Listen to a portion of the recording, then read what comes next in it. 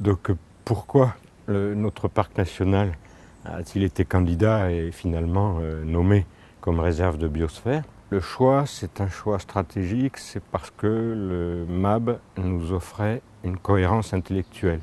un concept extrêmement puissant et à notre avis pertinent, conservation, développement et mobilisation de l'homme dans sa relation à la nature, qui pour nous était fécond et qui nous permettait de sortir d'une situation difficile pour nous. Nous sommes un parc national français, c'est un établissement public d'État, et notre héritage, c'était une démarche d'avant les années 60, où la protection de la nature était plutôt une démarche de soustraire l'objet nature à la vie de l'homme. Et il nous fallait évoluer parce que sur notre territoire, la relation entre l'homme et la nature est déterminante, elle est encore vécue très fortement, et même les espaces les plus sauvages ou les plus naturels sont des espaces co-construits avec une intervention de l'homme forte. Et donc la notion de conservation-développement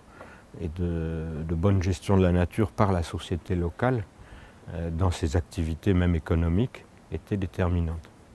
Et le concept réserve de biosphère nous apportait une efficacité intellectuelle et une légitimité politique sur cette vision d'intégration d'un anthropo-écosystème où l'homme et la nature ne font qu'un et où du coup les dimensions scientifiques et pédagogiques reprennent plus d'importance aussi,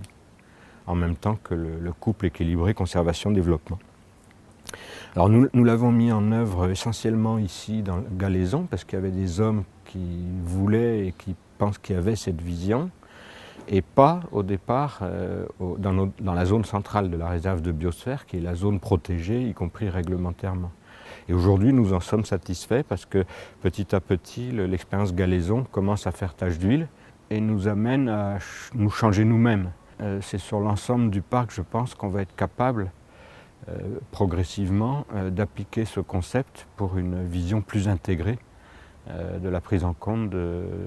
la relation entre l'homme et la nature avec les autres portions du territoire, jusqu'y compris dans la zone centrale de la réserve de biosphère.